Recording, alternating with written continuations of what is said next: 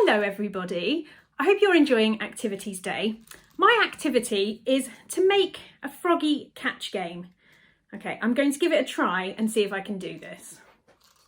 Probably embarrass myself horribly now.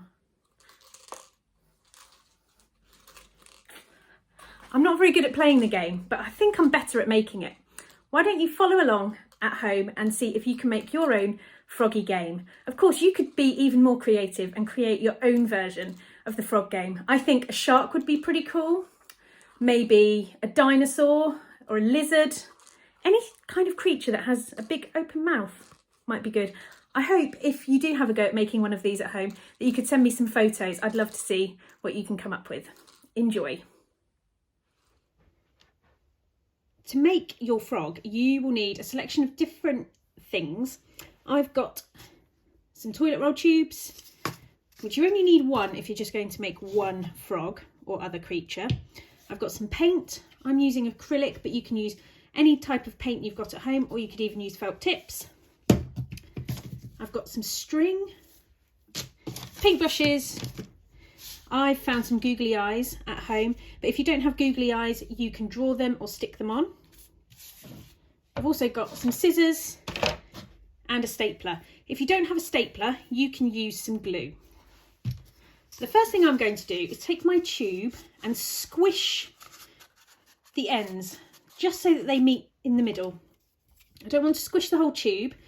Okay, I'm going to staple through this squished part in a couple of places to secure it. This part will be your frog's mouth. Okay, and this is your frog's bottom.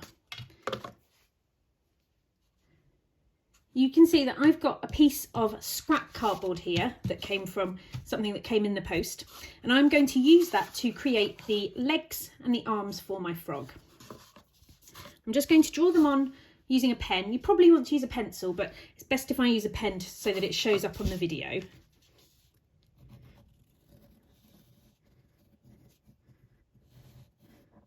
I'm just going to draw one of these legs.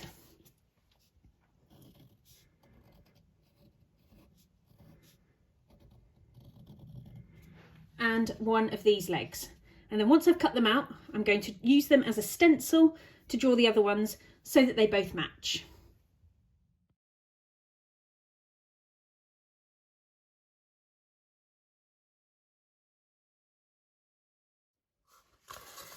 Now that my legs and my arms are cut out, I am going to staple them onto my frog. Now, if you don't have a stapler, you could use some strong PVA glue for this.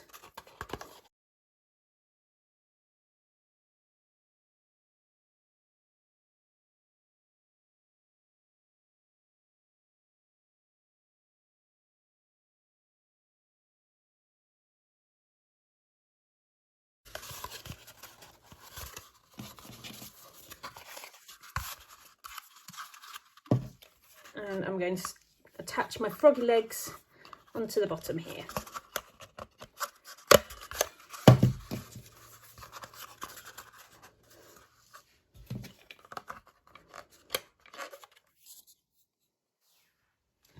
Now that my frog legs are stapled on, I've got my body, my arms and my zigzaggy legs at the back.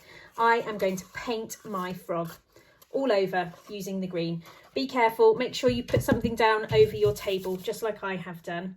I'm going to use some of this green, and I might have a go at mixing another colour green too, just to get a little bit more interesting on my frog's body. Now that I've finished painting my frog, I'm just going to turn it up on its mouth, like that. Oh, I've spotted a bit that I've missed. And I'm going to leave it to dry. The good thing about using acrylic paints is that they dry very, very quickly. So I'm going to leave my frog standing on its head until it has dried. While I wait for my frog to dry, I am going to draw the thing that goes inside the frog's mouth. Now, it needs to be smaller than the opening of the tube. And I know that frogs like to eat flies. So I am going to draw a picture of a fly on my piece of card, and I'm going to cut it out, add some details, because that will come in useful later. It might be a good idea to draw on both sides of your cardboard to create your fly.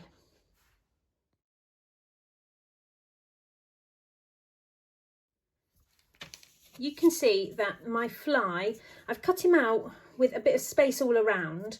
That's because it's got some smaller details, and it's very tricky to cut those out. I'm going to add a few more details now. I have got a white pen. You might not have one, you might have some crayons you could use, or some colouring pencils.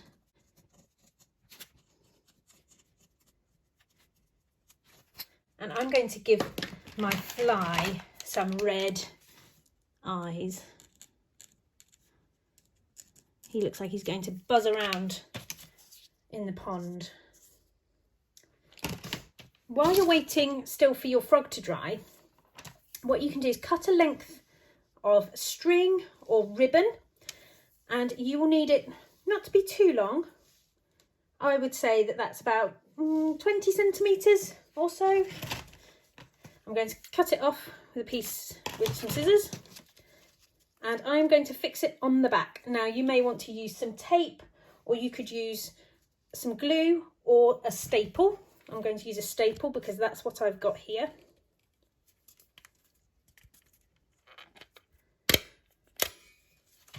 Okay, so my string is attached to my fly, and we are going to attach the other end into the mouth of our frog once it's dry. Now that my frog is dry, I'm going to bend its front legs just so that they're in a little bendy, springy frog position. I can now start to add some of the decorations onto my frog's body. The eyes that I've got are sticky backed, so I've just peeled off the back, and I can stick it on, and it looks like my frog is going to start to come to life now.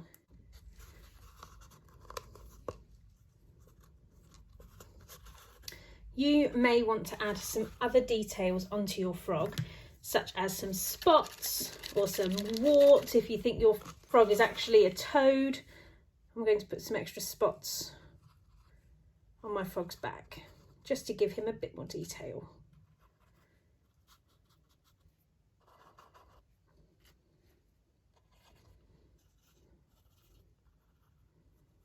Look at this frog, looks perfect for going down to the river. Now if you want to, you can paint the inside of your froggy mouth. I'm going to leave it like that for today, but next time I think I might paint it red or black on the inside.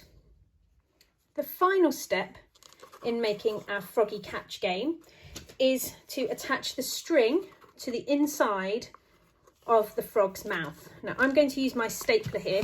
It's a bit fiddly, so you might want to get a grown-up to help you with this part. I think I might just put an extra staple in there just for extra security so it doesn't come out. There we go. My string is now attached to my frog and to my fly. Should we test it out and see how it goes? Now my Froggy game is finished. I'm going to give it a go and see if I can get the fly into the frog's mouth. Watch. Oh, that was close. Oh!